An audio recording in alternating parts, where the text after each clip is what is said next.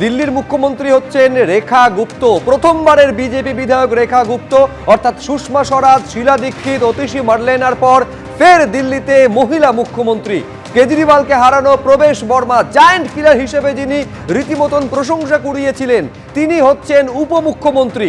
পরিষদীয় দলনেত্রী হয়ে উপরাজ্যপালের সঙ্গে দেখা করতে গেলেন রেখা গুপ্ত। দিল্লি বিধানসভা স্পিকার হচ্ছেন বিজেন্দ্র গুপ্ত।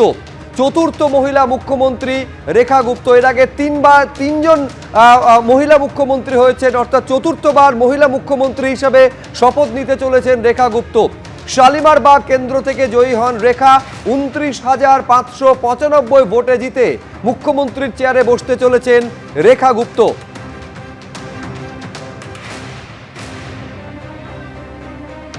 সরাসরি কথা বলবো আরো বিস্তারিত জানার জন্য বিজেন্দ্র সিংহ আমাদের প্রতিনিধি রয়েছেন। অর্থাৎ বিজেন্দ্র, প্রথমবারের বিধায়ক হয়েই মুখ্যমন্ত্রীর পদে, যখন 27 বছর পর রীতিমতন একটা রেকর্ড গড়তে চলেছে বিজেপি, তখন যে মুখ্যমন্ত্রী হিসাবে যার যার নাম সামনে আসছিল, কোথাও রেখা গুপ্তর নাম ছিল না। কোথাও কি একটা বিজেপির চমক ক্ষেত্রে?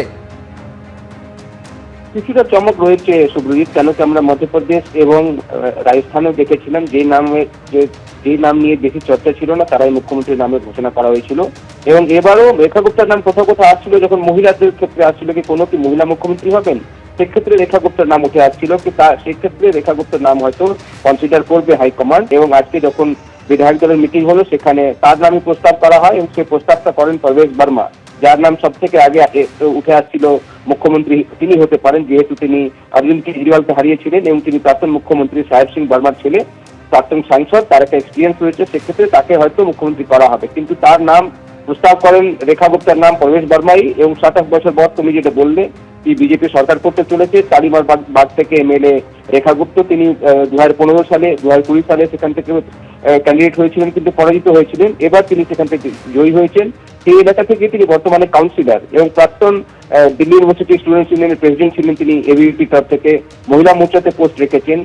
চতুর্থ মহিলা মুখ্যমন্ত্রী হতে চলেছেন দিল্লির রেখা গুপ্ত। এবং এটাও মনে রাখতে হবে সুব্রজিৎ, দেশের মধ্যে যেখানে যেখানে বিজেপি সরকার রয়েছে সেখানে কোথাও তাদের মহিলা মুখ্যমন্ত্রী নেই।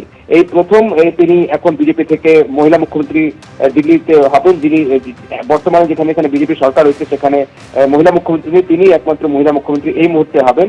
এবং এই মুহূর্তে তিনি রয়েছেন উপরাজ্যপালের বাসভবনে, সেখানে তারা দাবি পেশ করতে চলেছেন আগামীকাল তারা যে সরকার করতে চলেছে সেটা নিয়ে। এবং যে প্রস্তুতিগুলো এই মুহূর্তে রয়েছে সেই অনুযায়ী আগামীকাল রামলীলা ময়দানে 12:30টার সময় রেখা গুপ্ত শপথ নেবেন, সেখানে প্রধানমন্ত্রী নরেন্দ্র মোদীও উপস্থিত থাকবেন।